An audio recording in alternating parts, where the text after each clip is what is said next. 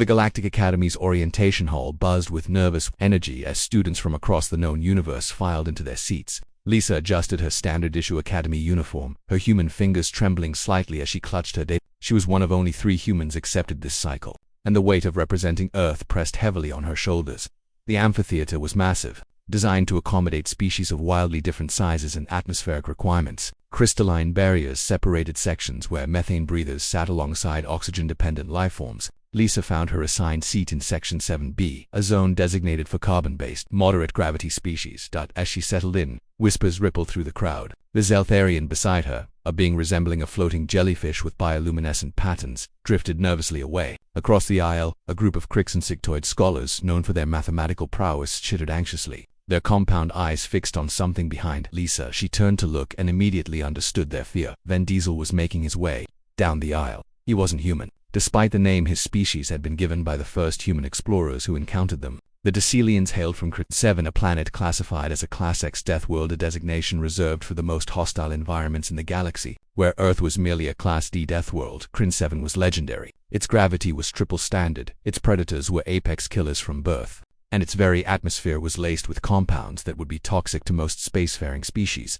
Vin Diesel stood nearly 8 feet tall, his muscular frame covered in dark, segmented exoskeleton that gleamed under the hall's lighting. His face was surprisingly humanoid, though his eyes glowed with an inner amber light, and his jaw could unhinge to reveal rows of serrated teeth designed for tearing through armored prey. Every step he took seemed to make the floor vibrate. The entire section fell silent as he approached. Students pressed themselves against their seats, trying to make themselves smaller. The Zeltharian beside Lisa actually phased through its chair and disappeared entirely. Vin Diesel's glowing eyes scanned the row, then settled on the empty seat directly beside Lisa, the seat that had just been vacated. Lisa's heart hammered in her chest, but she forced herself to remain still. She had read the Academy briefings. She knew that showing fear to certain species could trigger predatory responses. More importantly, she knew that humans had a reputation in the galaxy, a strange, paradoxical reputation as both fragile and terrifyingly persistent. Vin Diesel moved toward the seat. The air seemed to thicken with tension. Somewhere in the back, a student made a small whimpering sound.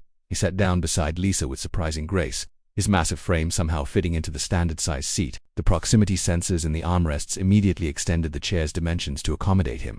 For a long moment, nobody spoke, nobody moved. The orientation moderator, a distinguished Arconian professor with silver scales and 4 arms, had frozen mid-sentence at the podium, her prepared speech forgotten. Lisa could feel every eye in the amphitheater on her. She could feel the heat radiating from Vin Diesel's body. Crit 7 natives ran hot, their metabolism burning like fusion reactors to power their incredible physical capabilities. She could hear his breathing, deep and controlled, like a sleeping volcano. "You're human," Vin Diesel said, his voice a deep rumble that seemed to resonate in Lisa's bones. She turned to face him, meeting those glowing amber eyes. "Yes, Lisa from Earth." "Earth," he repeated, and something that might have been respect flickered across his alien features. "A Deathworld Class D," Lisa confirmed, keeping her voice steady. "I am Vin Diesel, of Crit 7 Class X." The entire hall was listening now, the silence so complete that Lisa could hear her own heartbeat.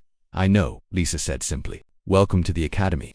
Vin Diesel's eyes widened slightly, an expression of surprise that transcended species barriers. Then, to everyone's shock, he made a sound that his species used to indicate amusement, a deep thrumming that vibrated through the air. "You do not fear me," he observed. Lisa considered this carefully. "I respect you," she said. "There's a difference. Fear makes you stupid. Respect makes you careful."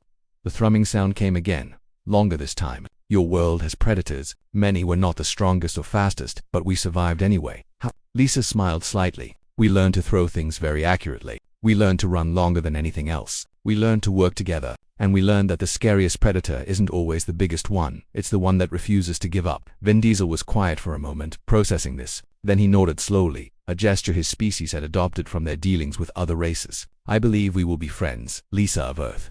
"I'd like that." Vin Diesel of Crit 7, the orientation moderator, finally found her voice, though it wavered slightly. "If we're all settled, we'll continue with a welcome address." But the atmosphere had changed. Students began to whisper again, but the tone was different now, curious rather than terrified. The being from a Class X Deathworld and the human from the Class D world were sitting together, conversing like colleagues rather than predator and prey. As the semester progressed, that moment in the orientation hall became legendary. Students who had been there that day would speak of it in hushed tones, telling newcomers about the day a human sat beside the apex predator and neither flinched, about the day to Deathworlders recognized something in each other that the rest of the galaxy couldn't quite understand. Some called it madness, Others called it Courage. Vin Diesel and Lisa called it Tuesday.